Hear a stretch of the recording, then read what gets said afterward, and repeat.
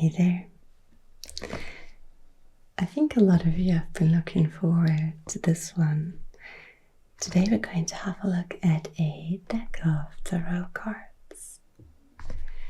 This was a gift from a subscriber from NaturalExplorer who initially tried to send a deck with Celtic imagery, but unfortunately there were some issues with the delivery, and in the end I settled on a very traditional Rider-Waite-Smith deck, a set of cards that you've probably seen before, even if you are not interested in tarot.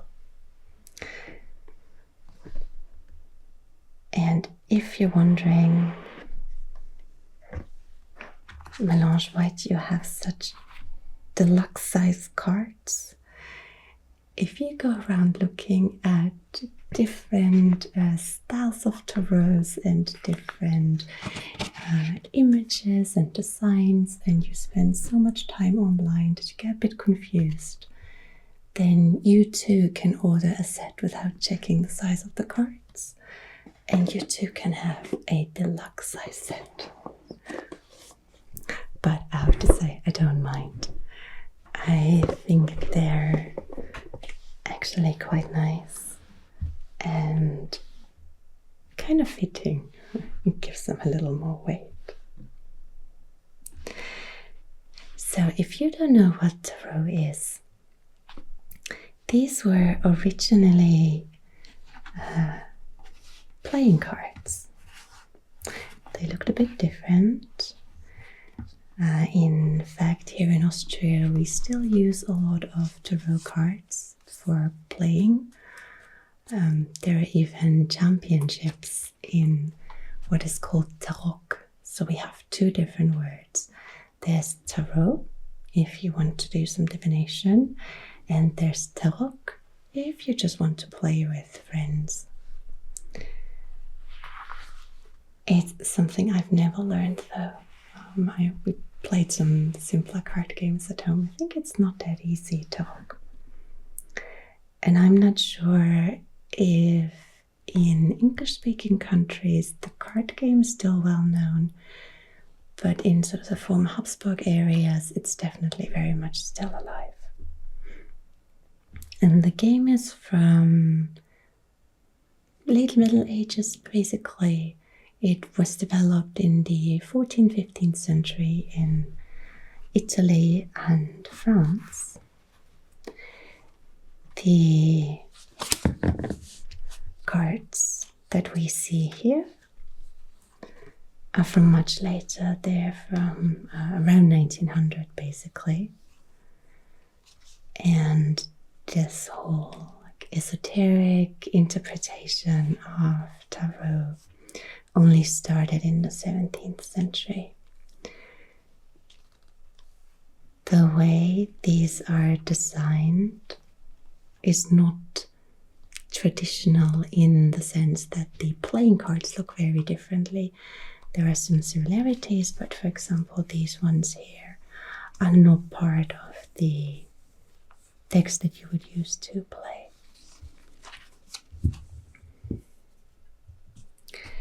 The name of this set is sometimes given as Rider-Waite. A.E. Waite was the person who designed them, who thought about what the cards should mean and the order of them. Rider was the publishing house, and sometimes they're also listed as Rider-Waite-Smith or Coleman-Smith. And that was the artist.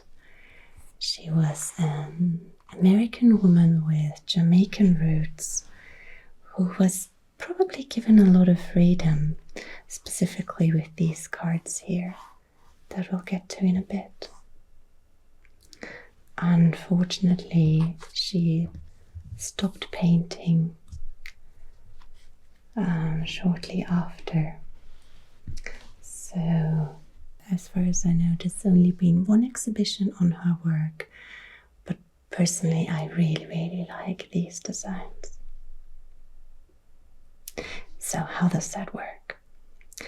Basically, you have the Major Arcana and the Minor Arcana. Arcana comes from Latin and basically means secret. These are 4 suits: wands, cups, swords, and coins or pentacles. But we'll look at these afterwards. So let's put them aside for now.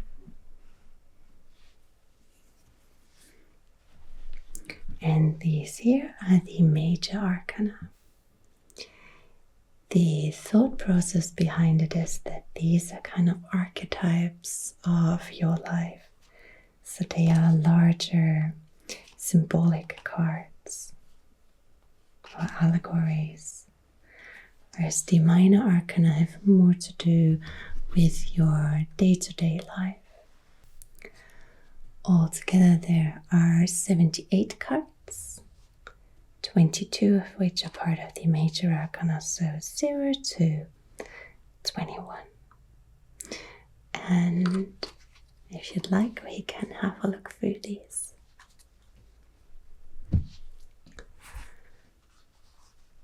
The cards also came with a booklet that gives us some information on how to interpret the cards, symbolisms of the colors, and how to spread them, but we'll leave that for later. And then we have information on every single one.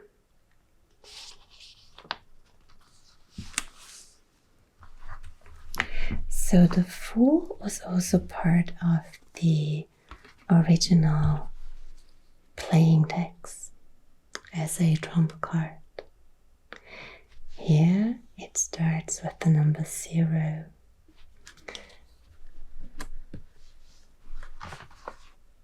And 0 means we can see him as the beginning as well as the end. And that depends on how the Fool, or we as person interpreting the card, moves through crisis and challenging times of the world or your own life. You can see this as a person that doesn't put a lot of thought into what they're doing. They're just wandering off with all their belongings and the flower, not looking where they're going. But it can also mean that they're free of sorrow. They embrace whatever comes along. So it can stand for spontaneity, freedom, taking risks, but also difficulty in planning ahead. In some spreads, you can also interpret the cards when they're upside down and see them as warning or advice. So here the warning might be hesitation, fear of risk, possible caution or preparation. But you can also turn the cards the other way around if you prefer. My impression is that there's no really a right or wrong way to do tarot, and you can pick whatever works best for you. Personally, I find interpreting cards upside down a bit difficult for now, since I'm not as familiar with the cards yet. The cards can also tell you about an action you might want to take now. So there might be a moment to act spontaneously without plans or even thought.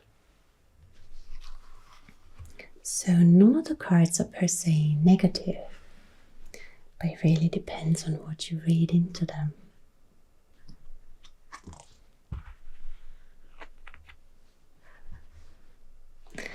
Then here, with the number 1, we have the Magician. And you can see here these 4 symbols that I've mentioned as part of the Minor Arcana. We have the wand, the cup, the sword, and the pentacle. The magician has one arm raised and one pointing below, with an infinity symbol above his head.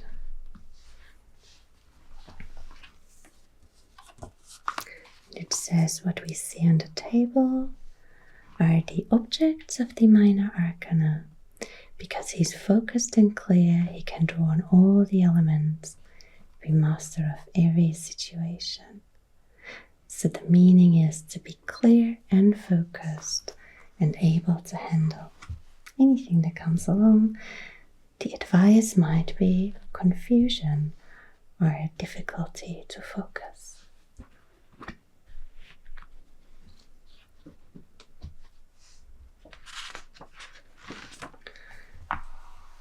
Then we get to the High Priestess, seated between 2 columns, one black and one white. You have the moon here by her feet and the rolled up scroll in her lap. And behind her we can see a glimpse of a garden. And I guess these are pomegranate fruits.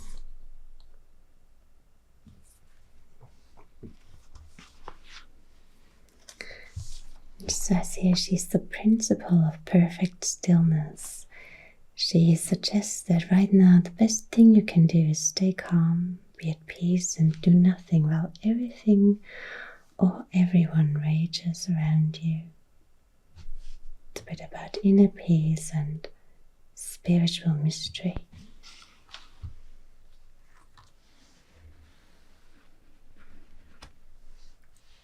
Followed by the Empress. We can see here the garden that's present behind the High Priestess reappears here on the fabric with all of these pomegranates. We can see the stars as her crown, a summer field by her feet, and a forest behind with a waterfall. She is one of the happiest and most passionate cards. Represents lushness and fertility. But again, if you want to see that as pregnancy or not, you can leave that up to your own judgment, whatever fits best for your situation.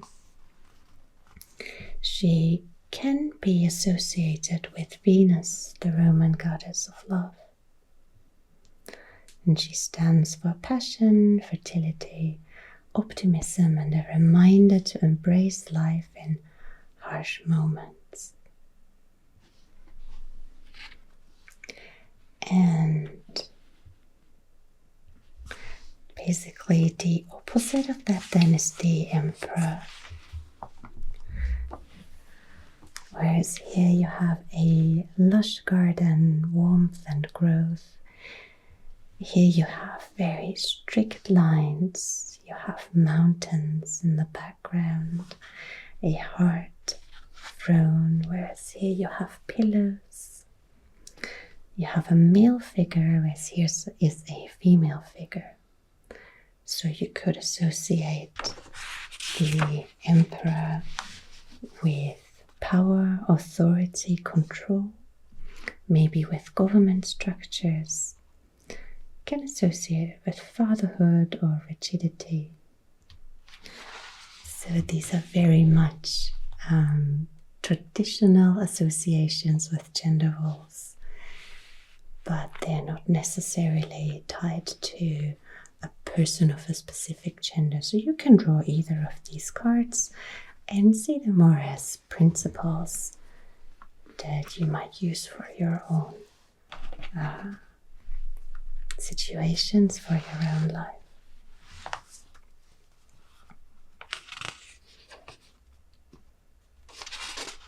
That's one too far. Here we have the Hierophant. You can see elements of religion. The crosses here, basically elements of Christianity. And the original title actually was the Pope. So it's a person who directed the ancient mystery rituals of death and rebirth. So the card suggests both the outer level of tradition, something to believe in during hard times, but also the possibility of esoteric or secret teachings. And of course, these tarot cards became very popular in sort of these secretive societies that tried to unveil ancient mysteries.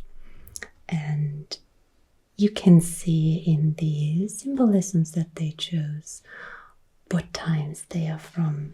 So 18th, 19th century, specific ideas of what feminine or masculine energy is. Later there will be some Egyptian symbolisms, which of course was very popular during that time. So, or created during a specific era. But in terms of the Hierophant, the meaning is one of tradition, especially of religious teachings that give comfort or direction.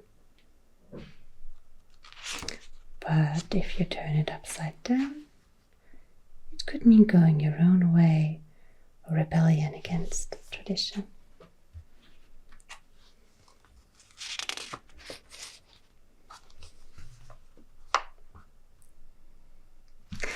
And this one I find really interesting. This is the Lovers, which you might have seen before. We can read these as Adam and Eve, here with an apple tree in the back and the serpent. There's an angel appearing above.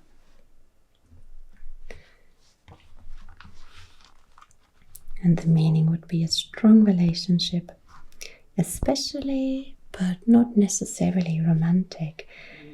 It can also refer to an important choice that you have to make.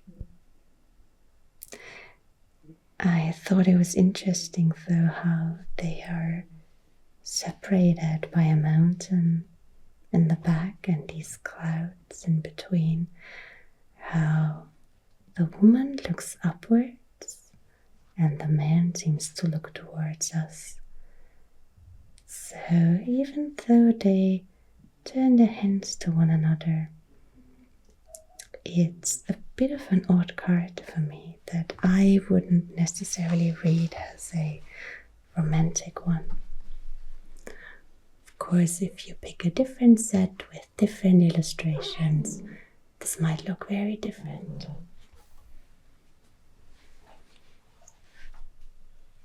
And this is what I meant earlier. The Chariot. We have two sphinxes here in front of the Chariot. Of course, a popular image at the time. And again, a bit of an odd illustration.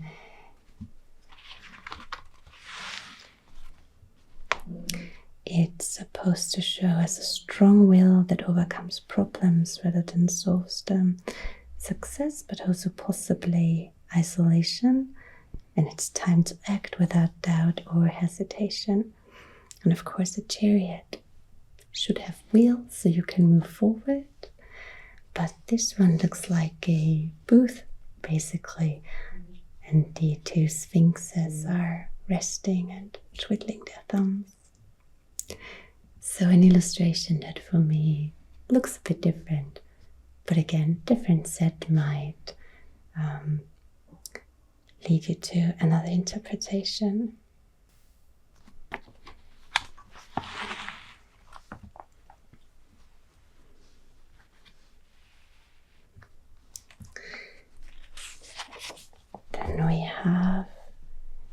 card that I like very much. This is strength. Again, we have the infinity symbol we've seen before with the magician right here. And we don't have a strength like we saw with the emperor, one that is hard or rigid, but one that appears quite compassionate. There's a female figure taming a lion.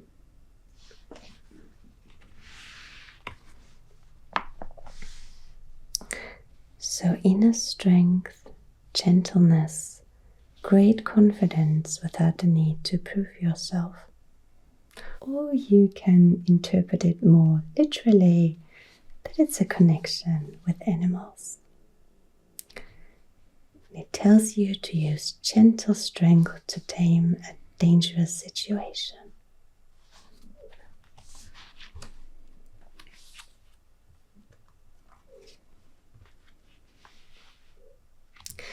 Number 9 is the hermit, a lone figure standing in front of this dark greenish grey background with a lone lantern to illustrate not even necessarily the path, just holds it up. And it says, to everything there is a season. The tarot teaches us that there is a time to charge ahead and a time to hold back, a time to be with others and a time to be alone. We can move forward and conquer like the chariot or the fool who steps joyously off his cliff. But the hermit makes no move. He only holds up his light. And if we hope for love and a deep relationship, then here too the hermit will disappoint us. But the lonely hermit may be just what we need until the times change and the tarot tells us to act or get involved with others. What might we learn by going into ourselves? So the advice is a time to withdraw from involvement, but be willing to lead when others are ready.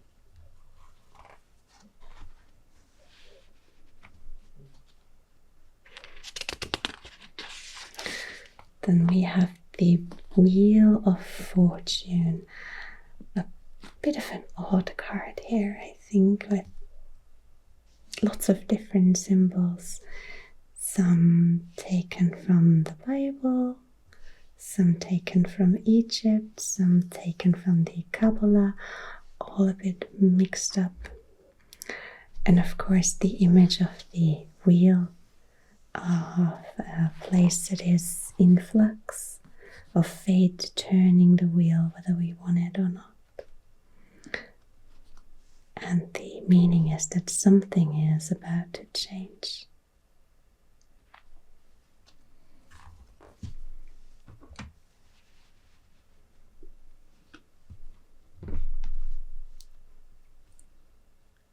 This is 11, Justice, but the figure is looking directly at us rather than being blindfolded, like in a lot of traditional imagery that you would see, and holds up the sword and the scale. The meaning is truth, honesty, self-acceptance, and fairness. Or you might also interpret it as relating to a court case, if you're involved in one. I hope not.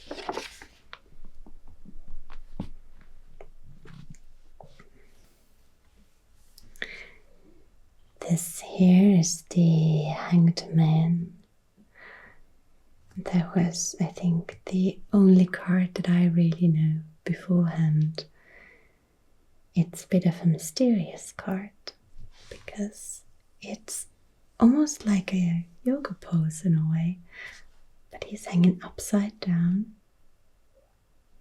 so not moving or unable to move, but at the same time there's light behind him and he looks very calm. So you get to decide how you see this card. Stuck in a bad situation, or is it to do with an attachment to deep values? Maybe you should look for the light that shines in the questioner's face. The warning is against allowing others to sway your actions or getting unstuck. And in terms of action, maybe that's not possible right now. Maybe what you need to do is to resist the pressure from others by attachment to your deepest values.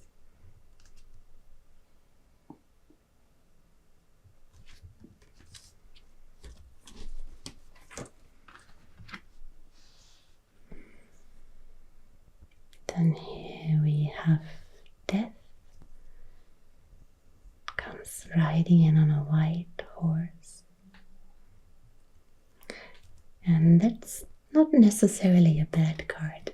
It just means that something is ending. Again, a change is about to be set into motion. And what you can decide is how to greet that change. Either by clinging on to what's passing or by welcoming it. And here in the back we can see the sun between these two towers or columns. Maybe they might be the ones we see here with the High Priestess.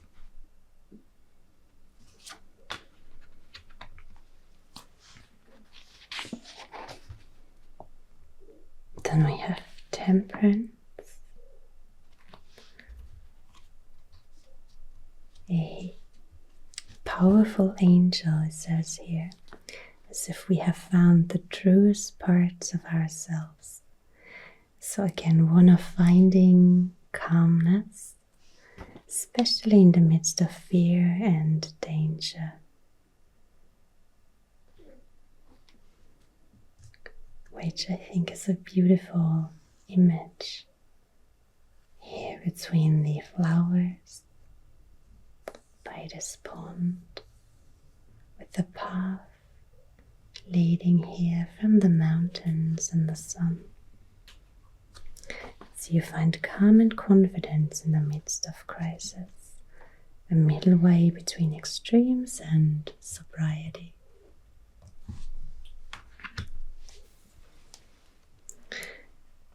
And then here, I really like this card. This is the Devil.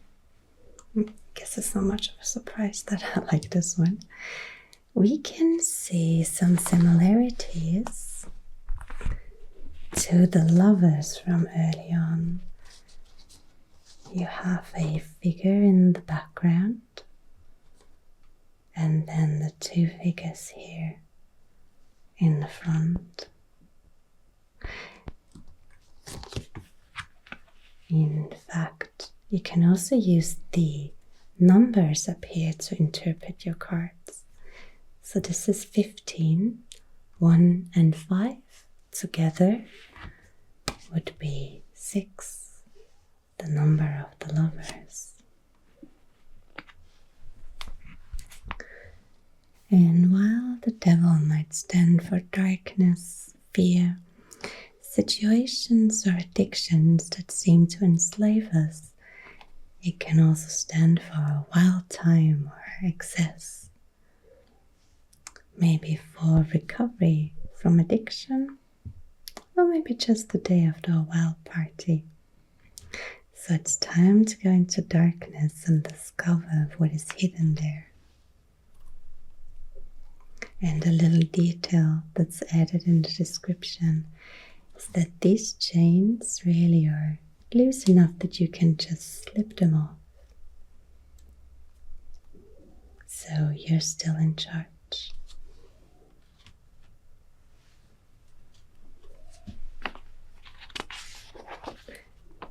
The Tower again stands for sudden change, for upheaval even, or shock.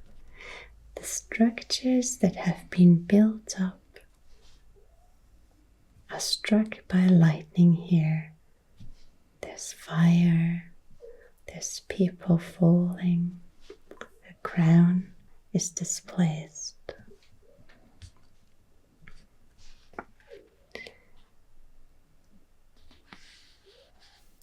What it can mean is that you shouldn't try to resist drastic change, but rather allow it to free you. You can create something else.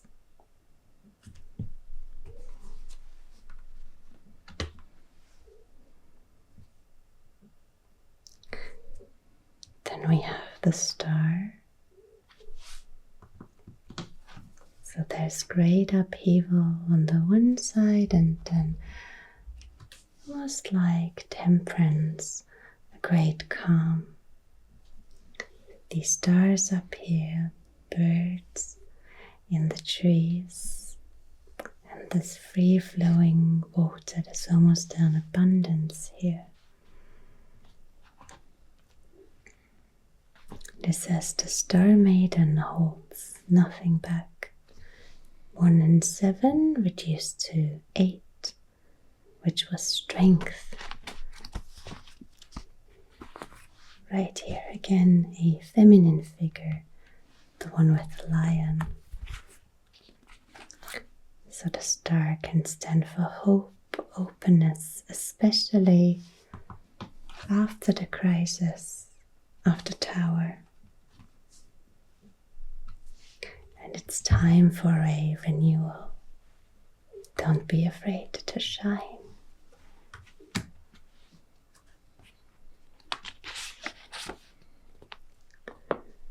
The moon is the only one without people in it.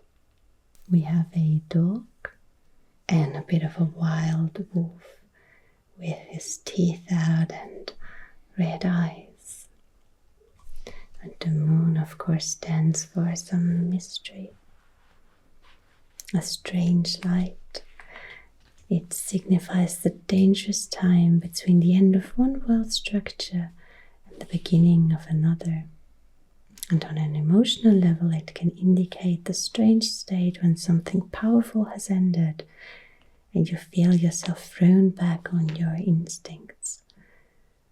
So the moon card calls forth other qualities as well. Powerful dreams, visions, and if you want to, the power of the feminine. It stands for wildness and uncharted territories.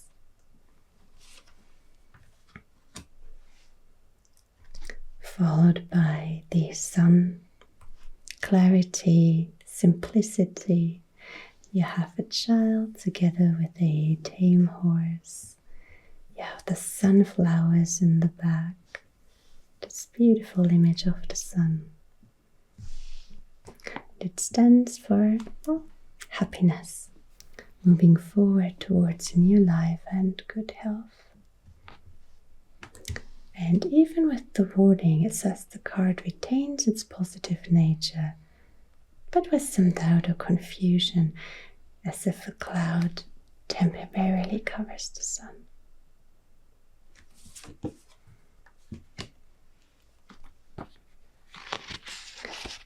Then we're getting to the final two. There's Judgment. So again, we can see a very Christian image with the angel with a trumpet. And it says the card can look a bit frightening, but if you look carefully, you will see that no one is being judged, even if it says judgment here. They all open their arms joyously to the trumpet as it brings them to a new beginning. So this is the moment of true change, a new and more spiritual consciousness. And eventually 21, the world. We can set this next to the Fool, where the number 0 up here turns into a wreath. can see a similarity in how they're moving, but there's no danger to fall off a cliff here. This is almost like completion. It says she dances in a wreath of victory, oval-shaped, like an egg out of which something truly new and wonderful will burst forth. It stands for success, satisfaction, a spiritual and practical sense of achievement. And this is a moment when all things are possible, which is quite nice, I think.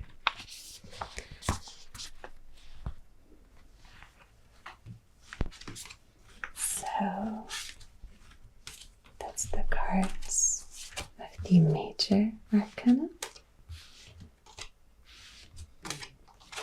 Let's just put these together again.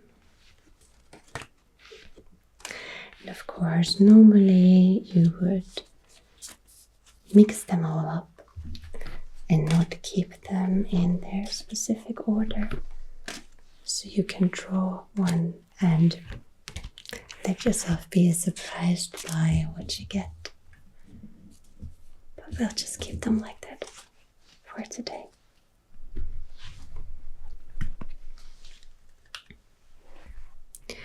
And we'll just have a quick look at the minor ones. So we have the wands, the cups, the swords, and the pentacles.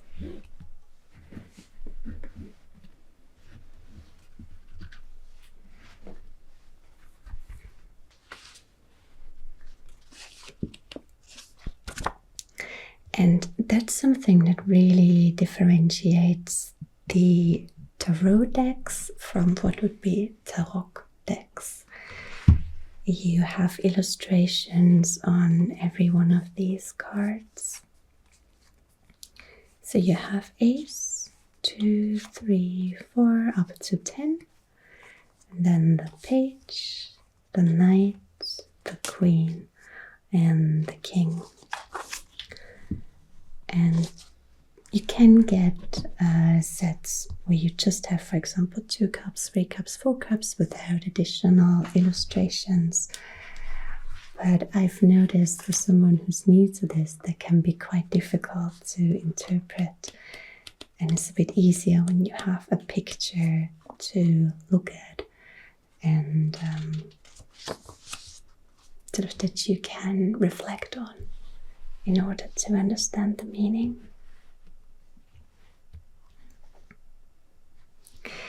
These all have different meanings as well. They stand for a principle. The wands are the fire element, personal drives and actions. Wands represent the human will, life force, joy of living, self-assertion, creativity and growth. So the world of wands is the world of intention, action, commitment, realization, etc. Cups, on the other hand, are the water element, emotions and personal needs. They represent the psyche, inner life, unconsciousness, feelings, moods, inner voice. So we have personal drive, we have moods and emotions.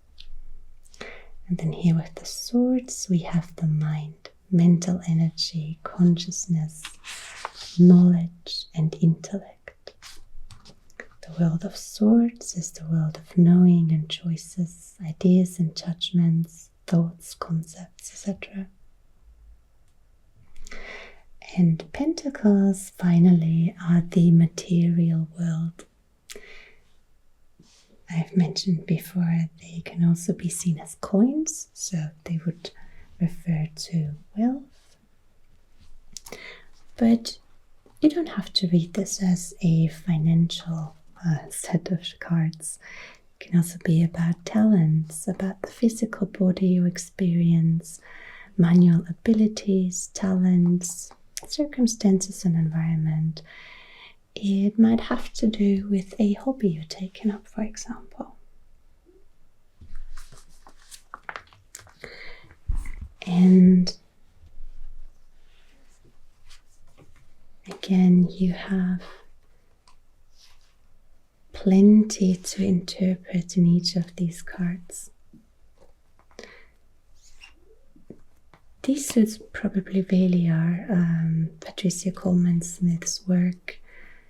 Apparently, Arthur Wade wasn't too interested in the minor cards, so she had a lot of artistic freedom.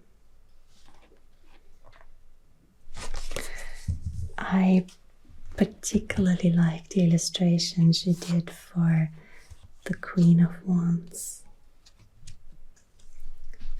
A woman that looks very relaxed with a black kitty in front of her, a sunflower in her hand, and she looks out very confident and calm and at rest, I think. It's a lovely picture.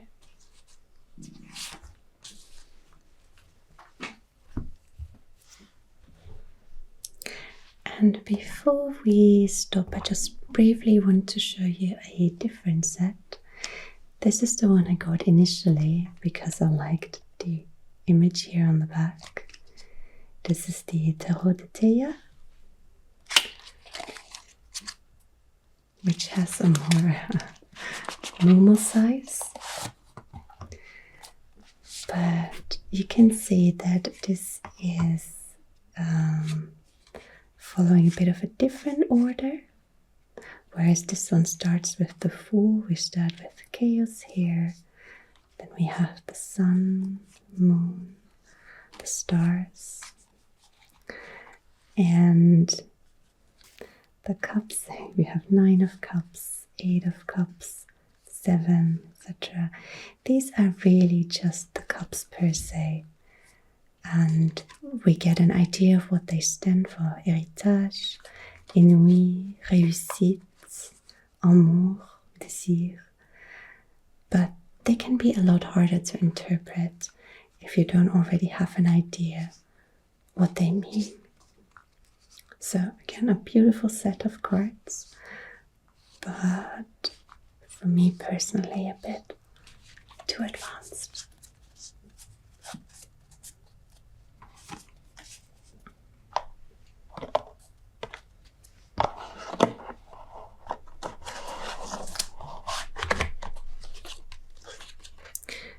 And just as a final note, I've always been quite hesitant about tarot because I've seen it as a part of a very esoteric praxis, so related to New Age and the like, and that's not really something for me. But I think you can use these tarot cards without assuming that the cards themselves tell you the future. There's no meaning inherent in them. It's all about what you see in the cards and how you interpret them. So they can help you to gain some self-awareness, some reflection.